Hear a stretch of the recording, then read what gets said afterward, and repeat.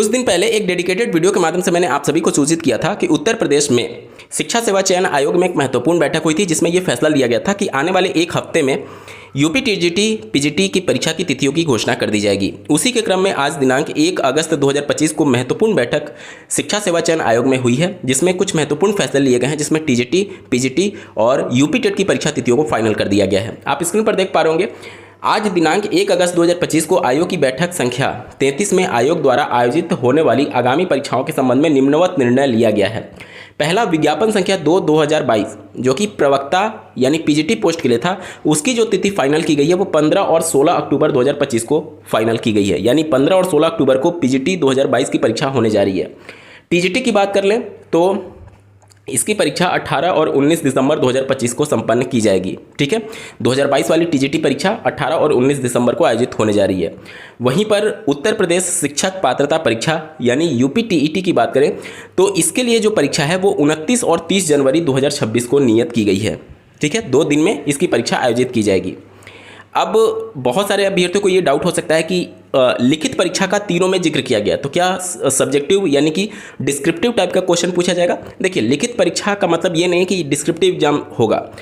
अगर आप TGT PGT 2022 वाला नोटिफिकेशन देखेंगे तो उसमें लिखित परीक्षा यानी डिस्क्रिप्टिव एग्जाम का जिक्र नहीं किया गया, जबकि उसकी तिथि जो नियत की गई है उसमें भी लिखित परीक्षा का जिक्र किया गया है। देखिए, 2 तरीके से परीक्षाएं हो सकती हैं, या तो आपका इंटरव्यू हो सकता है और या तो रिटन एग्जाम हो सकता है। और रिटन एग्जाम यहाँ पर मेंशन करने का मतलब, लिखित परीक्षा मेंशन करने का मतलब कि वो ऑब्जेक्टिव टाइप ही होगा, क्योंकि एक बार जो नोटिफिकेशन जारी हो चुका है टीजीटी पीजीटी का, उसी के अनुरूप परीक्षा होगी। अब उस नोटिफिकेशन में बदलाव नहीं किया जा सकता, क्योंकि वो जो नोटिफिकेशन जारी हुआ वो कानून बन गया। और किसी भी भर्ती प्रक्रिया जो आगे बढ़ती है वो नोटिफिकेशन में लिखे शर्तों के आधार पर ही बढ़ती है।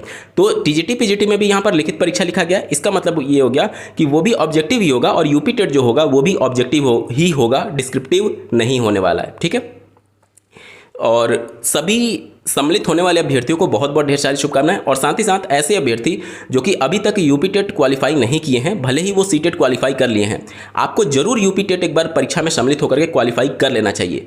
आपके भले ही सीटेट में कितने अच्छे मार्क्स ही क्यों ना हो, आज उत्तर प्रदेश में सीटेट अलाउड है, लेकिन कल को क्या हो जाए कोई नहीं जान सकता।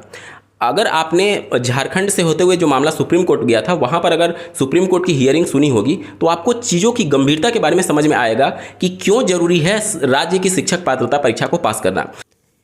क्योंकि वहाँ पर अभ्यर्थियों के द्वारा सीटेट को मान्य ना किए जाने के संदर्भ में सुप्रीम कोर्ट में याचिका दायर की गई थी। सुप्रीम कोर्ट में ये बातें निकल करके आई कि जो आरटी एक्ट है उसमें एप्रोप्रिएट गवर्नमेंट की बात की गई है शिक्षक पात्रता परीक्षा कंडक्ट कराने के संदर्भ में।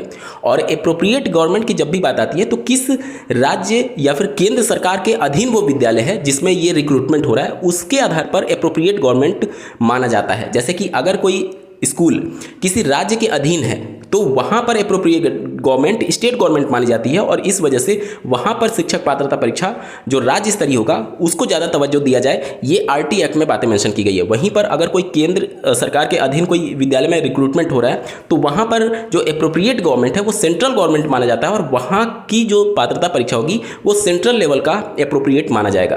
तो इन सभी चीज़ों में देखेंगे तो बहुत ज़्यादा चीज़ें देखने को आपको आसान लगेंगी कि अरे आज तो यूपी टेट और सीटेट दोनों वैलिड है यूपी में, लेकिन कल को क्या नियम बदल जाए, किस बात को लेकर के हाई कोर्ट में या फिर सुप्रीम कोर्ट में याचिका दायर हो जाए, इस वजह से मैं आपको कह रहा हूं कि भले ही आपके सीटेट क्यों ना क्वालिफाई हो, इस वजह से आप जरूर क्वालिफाई करके रख लीजिएगा यूपी टेट। कम से कम आपके पास विकल्प रहेगा भविष्य में अगर जाकर के इस तरीके की चीज़ें उत्तर प्रदेश में भी होती हैं तो।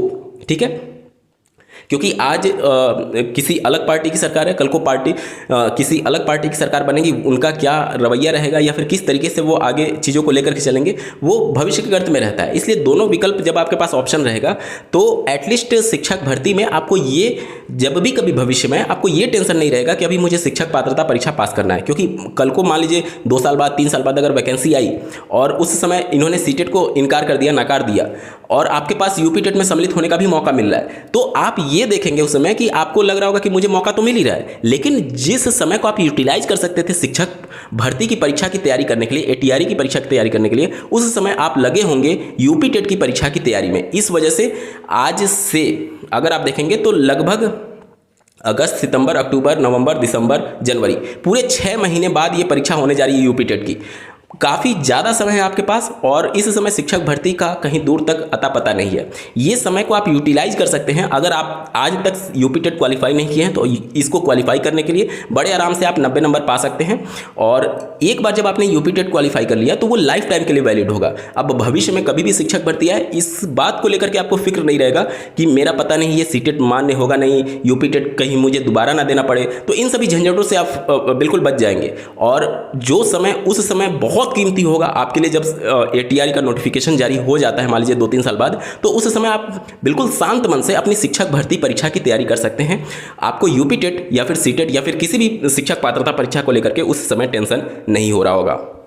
उम्मीद कर रहा हूं कि जो चीज़ें मैं समझाना चाह रहा हूं वो चीज़ें आप समझ पा रहे होंगे।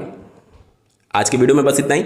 ऐसे ही महत्वपूर्ण अपडेट के लिए चैनल को सब्सक्राइब करना ना भूलें। इस वीडियो को देखने के लिए आपका बहुत बहुत धन्यवाद। भगवान करे आपका दिन शुभ हो।